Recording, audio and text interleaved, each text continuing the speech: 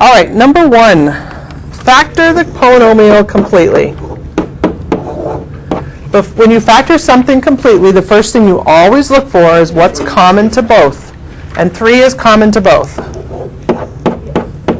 3 times 27 is 81. Well, now I recognize this is a perfect cube, this is a perfect cube, so this is the sum of 2 cubes. I look over on the wall at the poster, and I see the formula. I need to identify A and B.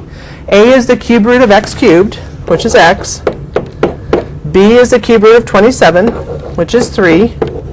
So I have 3 times, and I just follow the formula. A plus B, x plus 3. A squared, x squared, minus 3 times x plus 9. And I'm done.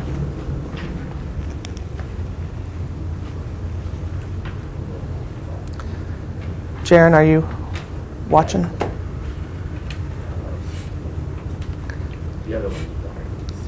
Okay. All right. I don't know. I only had, Jaren was 1. I think I only had 2 or 3 people get this one right, but we did like 4 of them on the board the day before. You factor it out. You notice that you have the sum of 2 cubes. You use the poster. You fill in the numbers.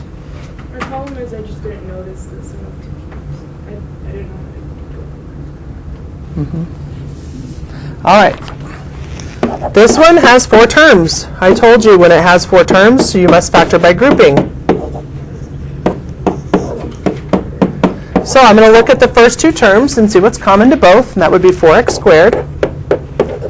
And what's left is x plus 3. And look at the next 2 terms. What's common to both is 12, x plus 3. I know I've done it right when these 2 factors are the same.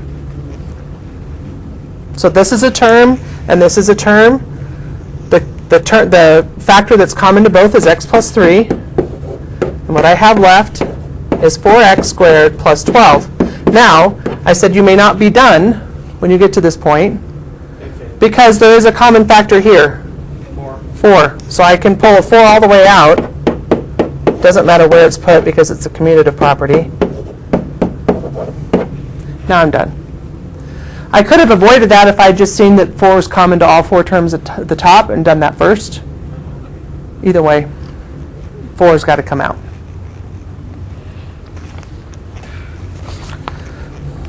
Next one, 5x to the 4th minus 45. Factor what's common to both out first. Okay, this is a difference of 2 squares. Difference of squares. We learned how to do difference of squares in chapter 5. X squared plus 3. X squared minus 3.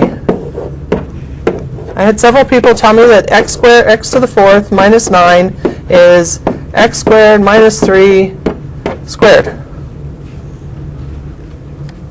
Can't do that. There's no middle term. This is how we get the middle term to drop out. We change the signs. Or someone even said this. I don't know. Can't do that either. Okay. All right. Those were the factoring problems. Next is divide using polynomial long division. X to the 4th plus 6x cubed minus 10x squared plus 2x minus 1. No placeholders are needed.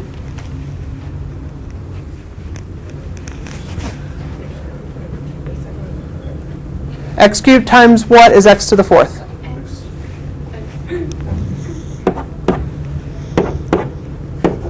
X times 5 is 5x, so that's going to go here. Change my signs. Drop everything down.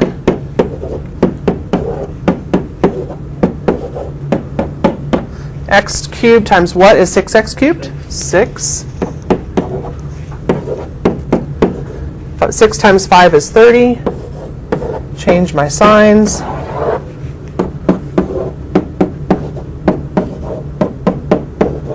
Okay, so my answer is x plus 6 plus negative 10x squared minus 3x minus 31 all over x squared, x cubed plus 5.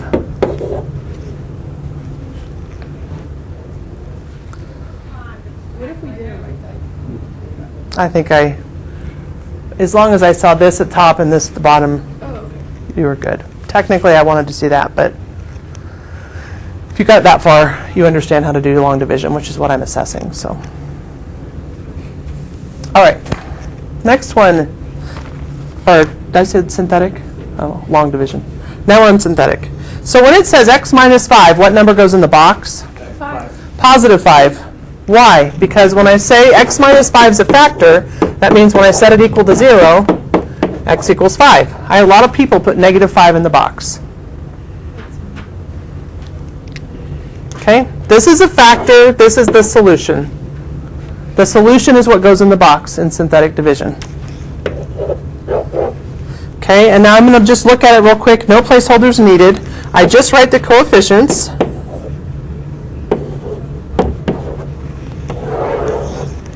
Bring the first number down. Multiply. Multiply. Multiply. What is that, 65? Okay, what I have left then, you need to know what that means. This started as an x cubed, so this is an x squared, plus 2x, plus 13. The remainder is 59. Or technically 59 divided by x minus 5. I did long division to check my answer. Okay. As long as you show your synthetic division work and you get the right answer, I'll give you credit. -5 was the right answer. Okay, possible rational zeros.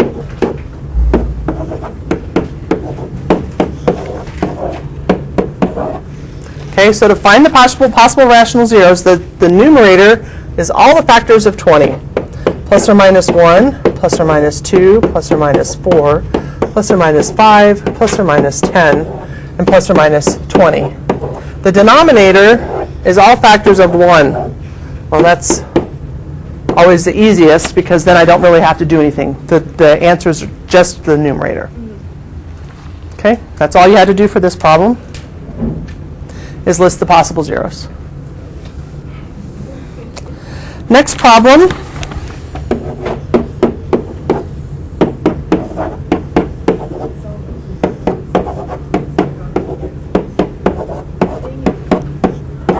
Okay, now we're going to look for all factors of 12.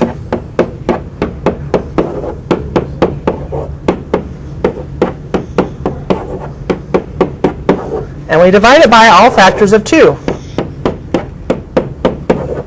Factors of 3. Sorry. Okay, so it's going to be the same number that's on the numerator, because that divided by 1 is just all those numbers. And now it's going to be all these numbers divided by 3. So I have 1/3. I have 2/3. 3/3 is 1. I already have it. 4/3 I don't have yet. 6/3 is 2. 12/3 is 4. So that's my list. And that was it. That's it. Yeah, well, I solved it. And Yep. it took me forever. That's what I told you. I said it like 3 times. Look at the quiz, and when it says the word possible, I'm not asking for solutions. I just want the list. I even underlined it, and then yesterday before the quiz, I told everybody, again, I just want the possible numbers. That's it. By the way, Number 8.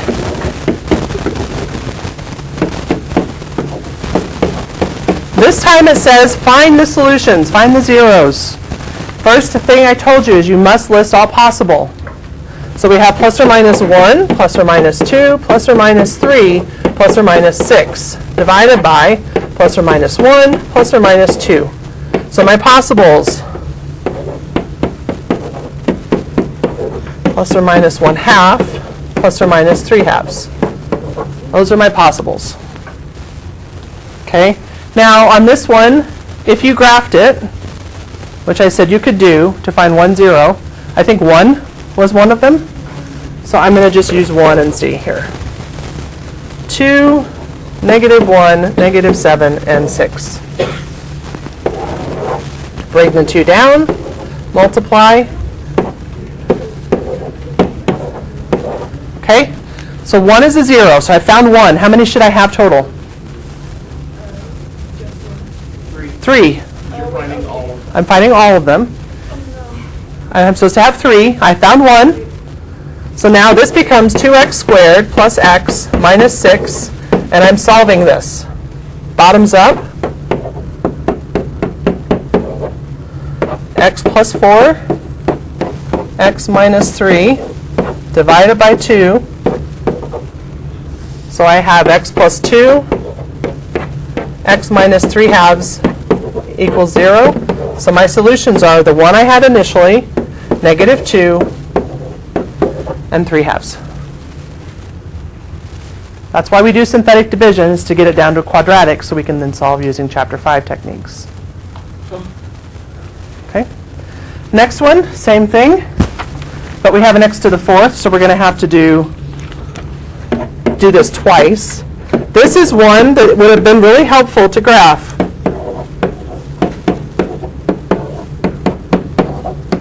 Okay, because my possibles are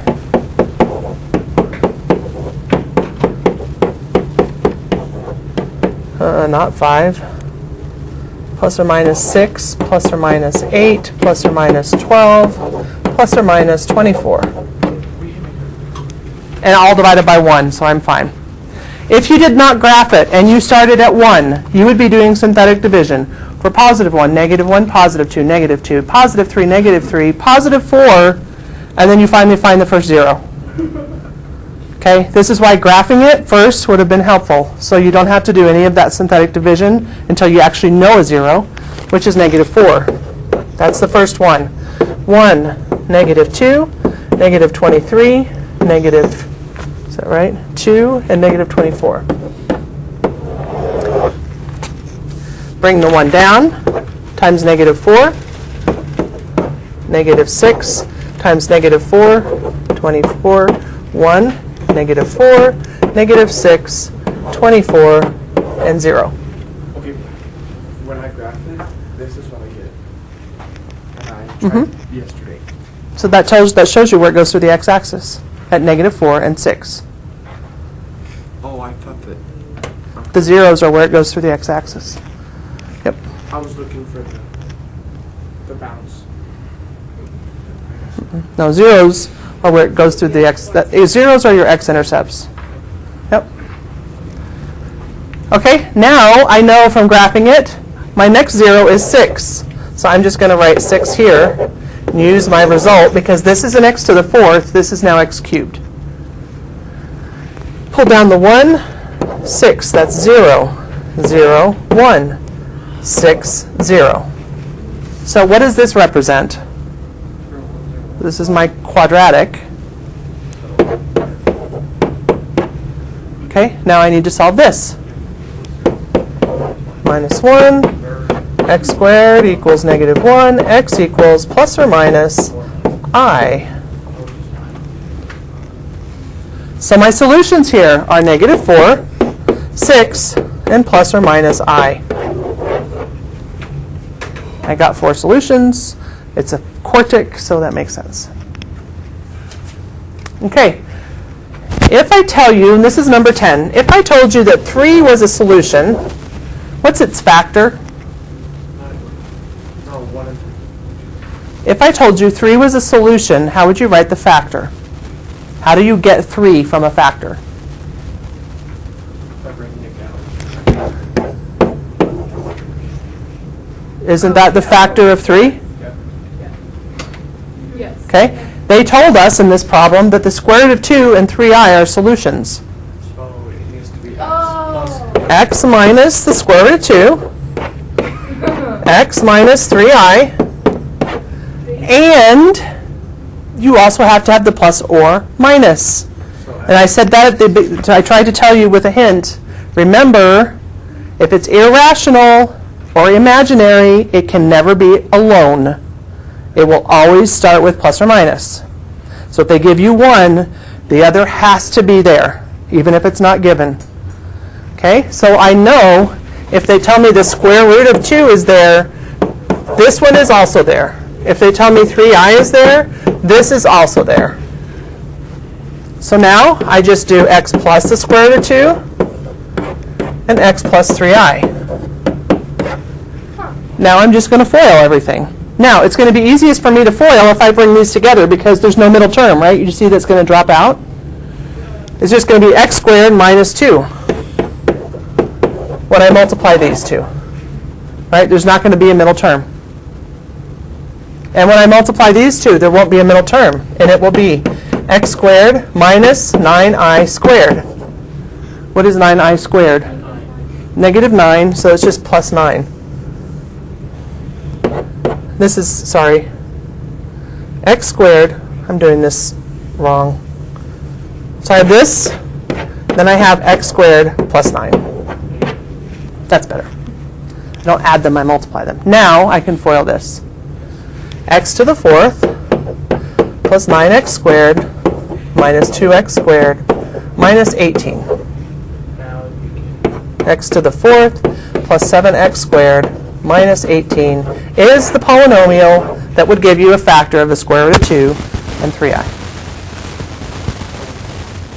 There was a problem like this on WebWorks. So, questions? Okay, retake's already ready. But if, well, I've professional development today. Don't have school Monday. Yeah. I'll be in Scottsbluff at professional development, so no. Oh, look at you. I mean, she'll be here. I'm so happy we don't have school Monday. Okay, so if you are still not understanding, I would encourage you to schedule a time with me where we can, the two of us can just sit down and go through the quiz together before you retake. Okay, if what I just went through is not enough, the light bulb has still not come on, do not retake it until it does, because that's just an exercise in insanity, doing the same thing over and over again, thinking you're going to do something different the second time. Okay, if you don't get it, we need to get you understanding it before you retake. Okay? Retake by Wednesday, or your current grades go in, and I need those back.